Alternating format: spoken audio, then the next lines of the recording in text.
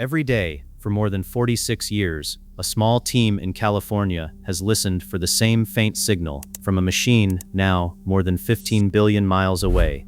On the 14th of November, 2023, it arrived right on schedule. Same frequency, same strength.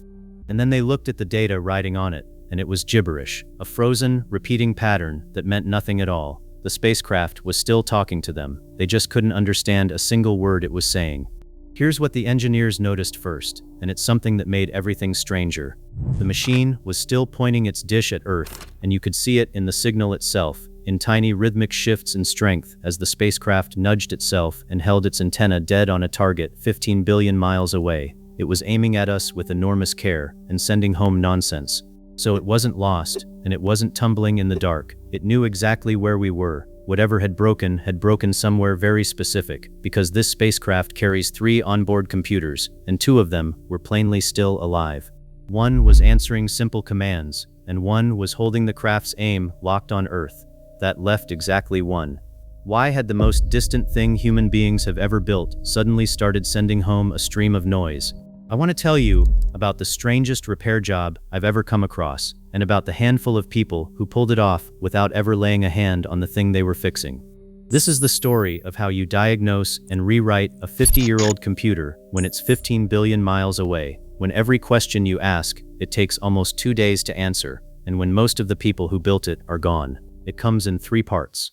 First, the failure itself, and the problem of how you even begin to hunt for it when the patient can't talk. Then the single point of damage they finally traced it down to, and last, is that they repaired exactly what went wrong, and still can't tell you why it went wrong in the first place.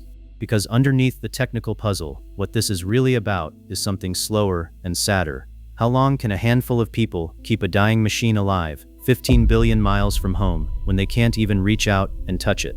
In those first weeks, before anyone knew what had broken, or whether the spacecraft could ever be reached at all, the woman who runs the mission said something to a reporter that stuck with me. She said it would be the biggest miracle if they got it back. To understand what failed, you have to know what this machine actually is. Voyager 1 left Earth in 1977 on a mission that was only ever supposed to last 5 years. It flew past Jupiter in 1979 and photographed volcanoes erupting on a moon nobody had expected to be alive. It reached Saturn in 1981 and sent back the rings in a detail no one had ever seen. In 1990, it turned its camera around and took the photograph we now call the pale blue dot, the whole Earth reduced to a single speck in a beam of scattered sunlight. I still can't look at that one for very long. And then it just kept going, out past the planets, out past the edge of the sun's influence, until in 2012 it became the first object made by human hands to cross into interstellar space, the thin cold gas between the stars. It's been out there ever since, whispering back what it measures at a rate of about 160 bits per second, on a transmitter with roughly the power of a refrigerator light bulb. Voyager doesn't care, because it was built to trickle data home slowly, over decades. The trouble lives in one of those 3 computers. It's called the Flight Data Subsystem, the computer that gathers up everything the instruments measure and packages it into a signal to send home. When it was built, it did something no spacecraft computer had done before, and it used volatile memory, the fast modern kind that forgets everything the instant it loses power. The engineers who designed it knew that was a gamble, because if that memory ever went dark, there was no backup drive anywhere to reload it from. So they made a decision that tells you exactly how much they trusted it. They wired that memory straight into the spacecraft's nuclear power source, with no switch and no way to ever turn it off, on the cold logic that if the power to the memory ever failed, the rest of the spacecraft would already be dead anyway. I find that decision oddly moving, honestly. It's the choice of people who trusted their own hardware more than they trusted their luck, and that memory had taken a hit before. Back in 1981, a chunk of it failed and could never be used again, so the spacecraft had spent decades running on what was left, with no spare and no redundancy, 1 copy of everything. Remember that year, 1981, it comes back later, in a way I honestly didn't see coming. So picture the actual problem these engineers were facing in late 2023. The computer they need to fix is 15 billion miles away, and a command sent from Earth takes about 22.5 hours to arrive, with any answer taking another 22.5 hours to come home. So every single thing they try carries a turnaround of roughly 45 hours. They get a window to send commands up to the spacecraft about once a week. There's no working copy of this computer anywhere on Earth. No simulator, no test rig, nothing to try a fix on before they commit to it, because the machine was one of a kind, built for a job most of its own designers assumed would be finished by 1982. Much of the documentation exists only as old paper, scanned into files that aren't even reliably searchable and scattered across decades of memos.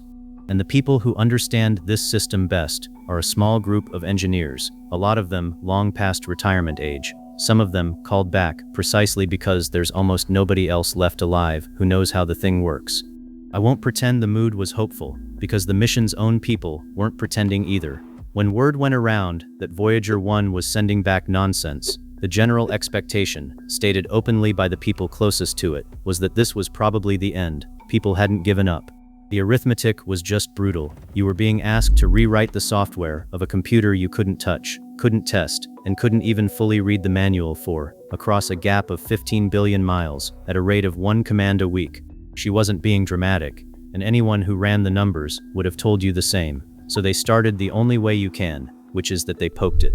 They sent up simple commands asking the spacecraft to reset a piece of itself, or to switch something on or off, and then they waited 2 days to see if anything changed. Most of the time nothing did, but some of the time something did, and that mattered enormously, because it told them the spacecraft was still listening even when it couldn't speak.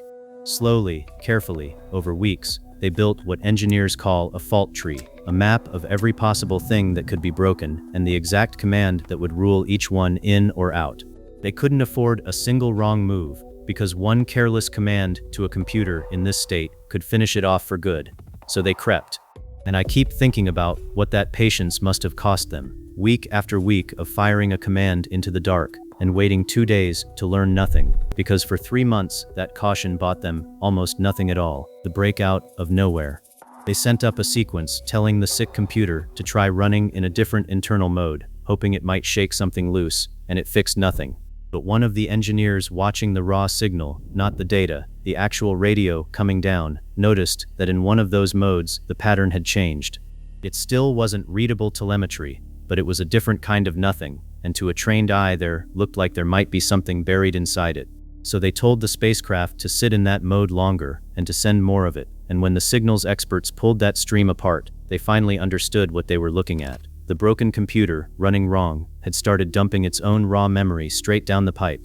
For the first time in months, they could see inside the patient. This is the moment the whole thing turns.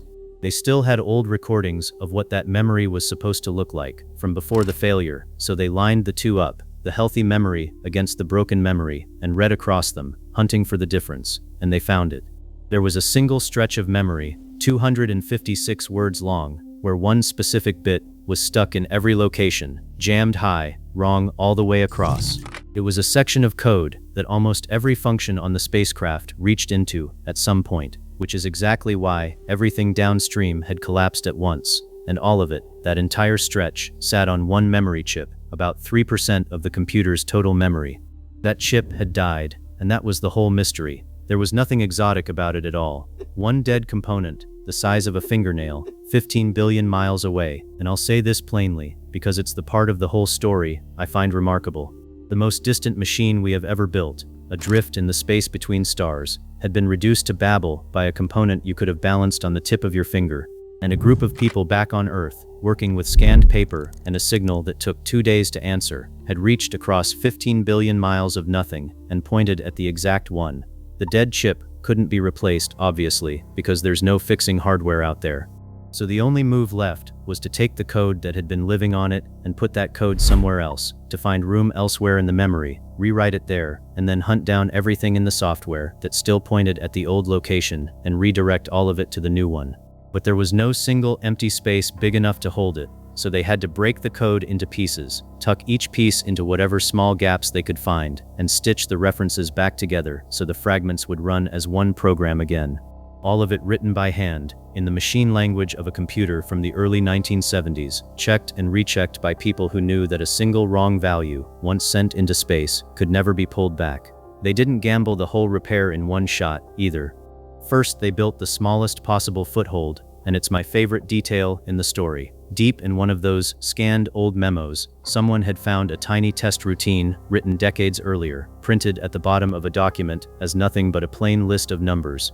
They took that apart by hand to work out what it did, uploaded it to the spacecraft one value at a time, and 2 days later got back the equivalent of a hello world message from deep space, the first clean thing the machine had said in months. Only once they had that foothold did they send the real repair. On the 18th of April, 2024, they transmitted the first of the relocated code into space, and then they waited out the 45 hours. On the 20th of April, the answer came back, and for the first time in 5 months, Voyager 1 sent home data that made sense. Clean, readable, whole. The machine had its mind back. That is a miracle, and I want to be clear about what it actually turned out to be. The word makes it sound like luck, and there was no luck in it at all. A miracle here meant a room full of largely retired engineers reading 46-year-old code off scanned memos, handwriting a patch for a machine they couldn't touch, and getting it right on a 2-day delay. It's one of the least magical and most human things I've ever heard anybody call a miracle, and it's more impressive for that, not less. Now I have to widen this out, because if I left it at one heroic save, I'd be selling you a cleaner story than the real one. Over the years, this same machine has gone dark and been hauled back more than once.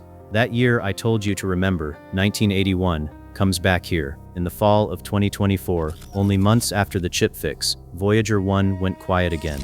A routine command to switch on a heater tripped an old safety system aboard the craft, and to conserve power, the spacecraft shut down its main radio transmitter, the one it had used to talk to Earth for decades.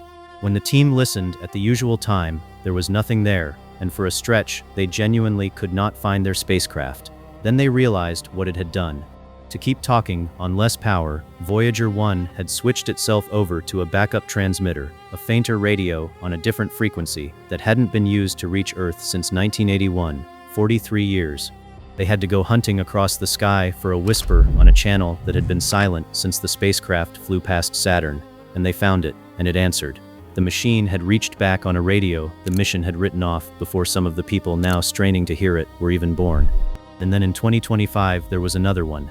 A set of thrusters that had been considered dead since 2004, given up on for more than 20 years, was carefully coaxed back to life from 15 billion miles away because the thrusters the craft had been relying on were slowly clogging, and it needed another way to keep itself aimed at home.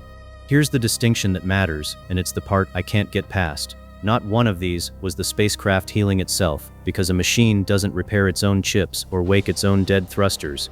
Every one of these saves was people, a small and shrinking group of people, reaching across an impossible distance to keep a 50-year-old machine on its feet a little longer. And that's the beautiful part of it. It's also the hard part, because a rescue only buys time. None of these fixes makes more power, and power is the one thing that's running out. So here's the part the engineers themselves keep pointing at. They know exactly what failed, and exactly where, down to a single chip and a single stuck bit at a precise address in the memory. What they never learned is why, and this isn't me reaching for mystery, it's NASA's own position, stated plainly. They've said they can't determine with certainty what killed that chip. There are two honest possibilities, and they can't choose between them. Either the chip was struck by an energetic particle, a piece of cosmic radiation out in interstellar space, the kind of thing that flips a bit and ruins a circuit in an instant, or it simply wore out, after 46 years of running, the way anything runs down eventually. A violent random event out of the void, or plain old age. Those are wildly different stories about what happened, and the evidence on the spacecraft can't tell you which one is true, and it never will. So hold the three pieces of this apart, because they're all different. We know the what. One chip, one stuck bit, about 3% of the memory, and a repair that worked. We can guess at the how, radiation, or simple age, without ever proving which. And the real answer, which of those two actually happened, out there, on a night in November, to a machine no human being will ever lay eyes on again, is something nobody will ever know. The repair is solid, the cause is just gone. While I'm being careful, let me clear up the other thing almost everyone gets wrong about this spacecraft, because it gets repeated constantly. You'll hear that Voyager 1 has left the solar system. It hasn't. What it did, in 2012, was cross the heliopause, the boundary where the sun's outward wind of particles finally gives way to the gas between the stars, and that's a real and staggering milestone, which is why we say the craft is in interstellar space. But the solar system is far bigger than that one boundary. the sun's gravity reaches much, much farther out, all the way to a vast shell of icy bodies called the Oort cloud, and Voyager 1 won't even reach the inner edge of that for about another 300 years. To pass all the way beyond it, to truly leave the sun behind, would take something on the order of 30,000 years. So when somebody tells you this little machine has left the solar system, the honest answer is that it has barely started. It crossed one boundary near the very beginning of a road that runs on for a very long way, which brings me to where all of this actually stands tonight. Voyager 1 is powered by the slow decay of a lump of plutonium, and every year it produces a little less electricity than the year before. So to keep going, the team has spent decades switching things off, one system at a time, shedding heaters and instruments to feed whatever is left. They recently shut down its cosmic ray detector. There's essentially no redundancy left, just one copy of everything, on hardware nobody can replace, getting colder and quieter. And one day, and it isn't far off now, the power will drop below the line where the spacecraft can talk at all, and that will be the end, and no clever patch will bring it back. This isn't a machine that gets saved forever, it's a machine being walked, gently, toward the door. The deeper lesson here, I think, is about what these fixes really are underneath. It would be easy to tell all this as a story about brilliant engineering beating the odds, and the engineering is indeed brilliant. But what actually kept this machine alive is that a handful of people decided a 50-year-old spacecraft, built for a 5-year job, was worth staying up nights over. They kept the old manuals and held on to the knowledge. They read code off scanned paper and argued over single values, all for a probe that returns a thin trickle of numbers most people will never once look at, that has almost nothing to do with circuits. People held on to this machine because they weren't ready to let it go. So no, this isn't the story where the plucky little machine survives forever and sails off into the stars. It won't. The silence is coming, and when it arrives, it will be permanent. But it's also true, and I don't want to lose this half of it, that a computer with a dead chip 15 billion miles from the people who built it was talked back to life by its own kind, using nothing but patience, old paperwork, and a radio that had been quiet since 1981. Both of those things are true at the same time. If you want to know what the fix was finally read out of, in the end, it was nothing pristine, just an old engineering memo, a routine somebody had typed up decades ago, scanned into a document as a plain list of numbers, and left in a file. People pulled it apart by hand, worked out what it did, and used it to reach across the void and put a mind back into a machine. That memo is still just a scanned page in a folder somewhere on Earth. And 15 billion miles away, growing fainter every year, the thing it saved is still pointing its dish at us, still holding its aim with enormous care, still sending home its thin, steady stream of numbers, for as long as there's anyone left willing to listen. This is one of a whole run of stories I want to bring you. Machines the world had quietly counted out, talked back to life by a few people who refused to quit on them, and they're stranger and more moving than the headlines ever let on. If that's the kind of thing you want more of, subscribe, and I'll have the next one for you soon.